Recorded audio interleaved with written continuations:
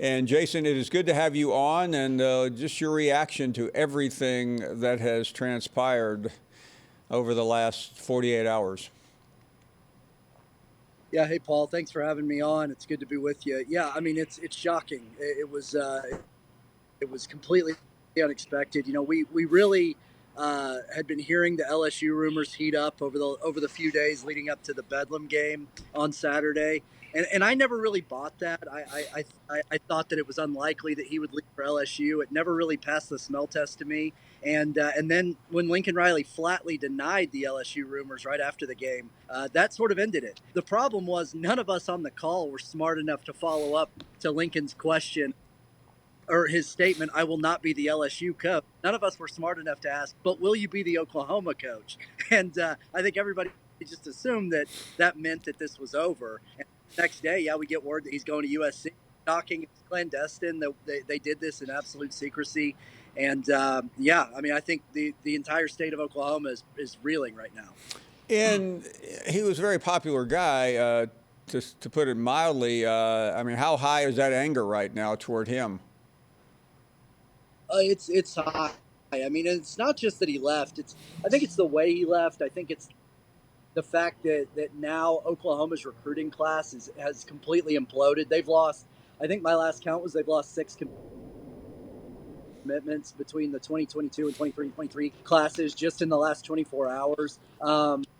There's also, speculation and certainly the possibility with the one-time transfer exception that some people from on the current Oklahoma roster could end up following Lincoln to USC. And then I would also say, so the fans are upset, but I had a chance to visit with a few players yesterday, with a few support staff, with a few assistant coaches, and a lot of people are upset at the way this was handled. No one had any idea it was happening, and I think a lot of people are just somewhere between furious and shocked. Well, it's interesting that the reaction, and I saw your tweet about the president and everyone else, but the Lincoln Riley to LSU rumor has been out there for some time, so it would seem logical to think that maybe something was going on. Yeah, absolutely. I think the LSU rumor is what sort of was out there the most, and was what a lot of people were saying, and about everything was sort of centered on LSU, and I think a lot of people sort of lost track of maybe there's something else going on. And again, USC handled this so secretly that nobody really got wind of it until Sunday morning. So, frankly, it sounds based on the press conference we just got out of with Bob Stoops, Joe Harris, the president of Oklahoma, and Joe Castiglione, that they didn't really have any idea this was going on until Sunday morning. But I've heard many people. I'm guilty of it. Maybe like not guilty. I've said it. We all collectively have anointed Joe Castiglione as among the greatest living athletic directors. But when you're in that position, shouldn't you always be prepared, especially when you have a hot coach who's been linked to the Dallas Cowboys, LSU, and who knows how many other places? Yeah, and he sort of addressed that today. He said that he does sort of have a list of possible candidates that he's kept in his office, but he just didn't think he'd have to activate it at this point. So I don't think that he's completely unprepared. He's made coaching hires before. Now, what's interesting though, Paul, is that he has not made a football coaching hire, really, an outside conducted a coaching search since 1998, since Bob Stoops. When Bob Stoops stepped down, it was very seamlessly handed over to Lincoln Riley. So there was no coaching search to be done then. So it's going to be interesting to see how Joe Castiglione handles this because he's made basketball hires, he's made actually he hadn't made a softball hire, but he's made baseball hires, he's made other hires. He hasn't made another football hire since 1998. So it's going to be interesting to see how he handles this. Let's talk about Bob Stoops for a second. Explain the move to bring him back and what does it mean?